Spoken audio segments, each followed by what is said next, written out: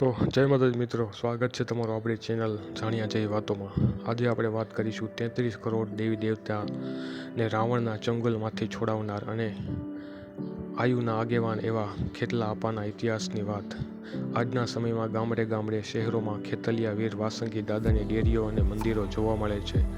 વાત જાણે એમ છે કે સતયુગમાં ભગવાન શંકર કૈલાસ પર્વત પર ધ્યાન ધરીને તપ કરી રહ્યા છે, ત્યારે પાતાળ લોકમાં ધન્વંતરી નામની નાગણી રહેતી, જે ભગવાન શંકરની પરમ ભક્ત હતી, શિવની ઉપાસક, હરરોજ પૂજા કરતી। એક દિવસ ધનરવતી પાતાળલોકમાંથી નીકળી કૈલાસ પર્વત પર આવે છે। ભગવાન શંકર સામે ઊભી રહી અને મનોમન વિચાર કર્યો કે આ શિવશંકર જેવો જ મારે પતિ હોય તો? ભગવાન શિવે તેની મનોમન વાત સાંભળી આંખો ખોલી અને ધનરવતી સામે આંખો મેળવી। 4 આંખો ભેગી થઈ, જેથી તેને ફળ મળ્યું।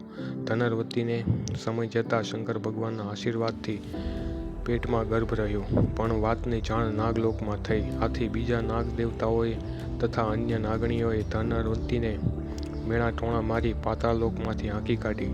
નાગણી પૃથ્વીલોકમાં આવી નાગણીને એક ખેતરમાં ખીજડીનું ઝાડ જોયું। આ ખીજડીની નીચે રાફડો બાંધી રહેવા લાગી। બરાબર 9 મહિના ને 13 દિવસે કાળી ચૌદસની રાત્રે આ વીર ખેતલા આપાનો જન્મ થયો। માતાજીની નાગણી અને પિતા શંકર દેવ એવા ખેતલિયા વીર પૃથ્વી પર પ્રગટ થયા। આ સમયમાં રાવણનું રાજ હતું। રાવણ શિવનો પરમ ભક્ત હતો। રાવણે શિવ પાસેથી વરદાન મેળવેલું કે હે મહાદેવ, મને 14 ચોકડીનું રાજ આપો, 10 માથા અને 20 હાથ આપો, અને 20 હાથમાં એક હાથમાં 1000 હાથીનું બળ આપો। 52 વીર, 64 જોગણી અને 33 કરોડ દેવી દેવતા મારા કાબૂમાં હોય। હું કહું એમ જ બધું થવું જોઈએ। મહાદેવે તેને વરદાન આપ્યું। 33 કોટી દેવી દેવતાને પોતાના ઢોલિયાના પાયે બાંધનાર એવા લંકાપતિ રાવણની રાજ એ સમયમાં હાલતું।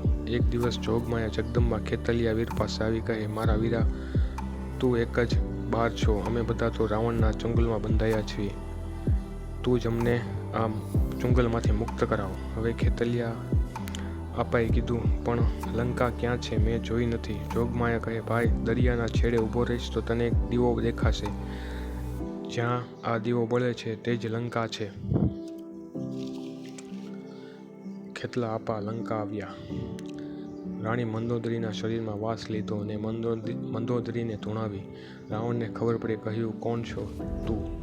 મેં તો બધા દેવી દેવતાને વશ કરેલા છે। રાવણે જોગીને બોલાવ્યા। જોગીએ જોગ માંડ્યા અને રાવણને કહ્યું, હે રાવણ, આ ખેતલિયા વીર છે। જો તું 33 કોટી દેવી દેવતાને છોડીશ તો જ આ તારી પત્ની મંદોદરીના શરીરને છોડશે।